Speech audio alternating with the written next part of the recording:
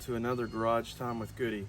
Today what we're going to be doing is we're going to be replacing a blend door actuator on a 2014 Dodge Avenger. This process will work on Dodge Avengers from the years 2008 to 2014, whether they're a 4-cylinder or a 6-cylinder. Well, let's get started. Do you ever hear this sound when you start up your car?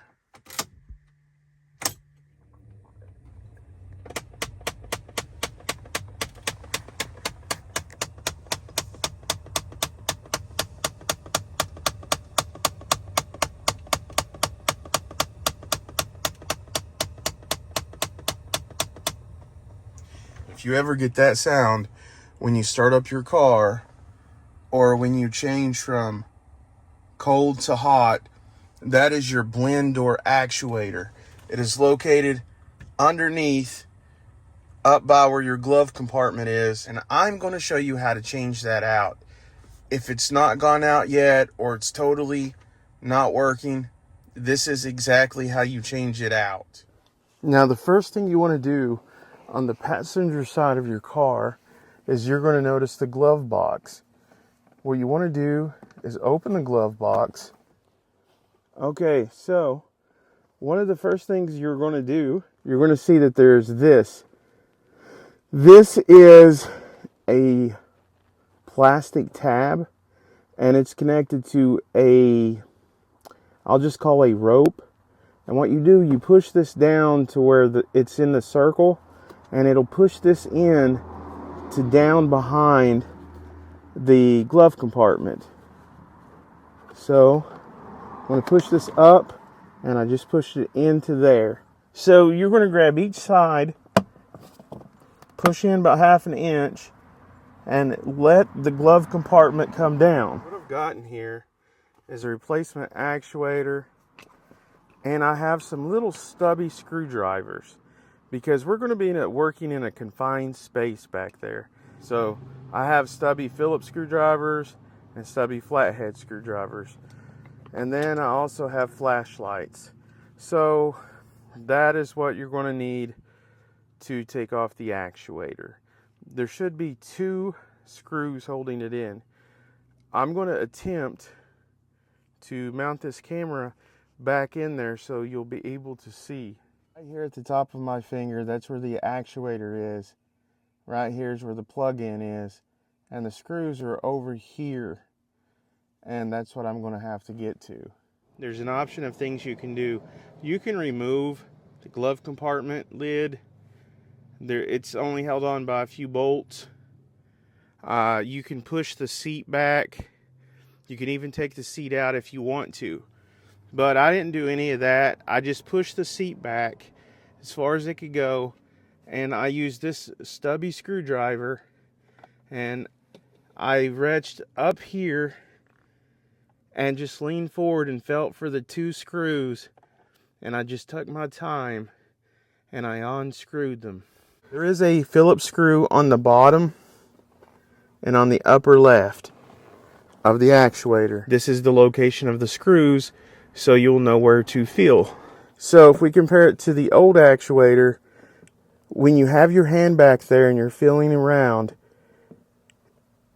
I always use the plug-in to know where I'm reaching. So if you feel the plug-in and you feel right beside of it, that's where one of the Phillips screws is. Then when you feel your hand upward, you'll feel this round cylinder piece that holds the actual motor. It's going to be above it, kind of back in the hole. You'll reach back a little bit, and you'll feel the top of this screw. And that's the second screw that comes out. You don't have to reach to the right and undo this one because there are only 2 screws. Once you get those 2 screws out, this will pop right out. You just pull it out. And when you go to put this back in, you may need to wiggle around just a little bit so that this shaft and the gears will line up. And then it just goes back in. And then by hand, I started the bottom one first because it was the easiest to reach and to get to. And then I went ahead and screwed that in. When you screw that down, don't screw it down really tight because it's just to hold plastic on. And then I reached up and then I found this hole and I started it by hand also. And then I just tightened it down and then I re-plugged in the wiring harness. And like I said, you're going to want to use a Stubby Phillips screwdriver so you can get clearance in there. The end of the screwdriver will not hit anything. You want to use a small stubby screwdriver so you can get clearance to get those 2 Phillips screws out. So once it's all hooked up and back in there, like right there, and you've plugged the harness back in, then we're going to take this little zip cord right here. It's kind of what I call it. You hook this to the side here. You push it in and then push up. Then with that in and pushed up, you're just going to simply push your glove compartment back in. And then that's how it's done. And then when you take the glove compartment down, you can see that these sides have reattached themselves and they're locked into place. There's the zip line, it's locked into place. When you're reaching back in there and you're unscrewing those screws, be patient. It may look easy on the video. I'm not saying that it's hard, but it does take time.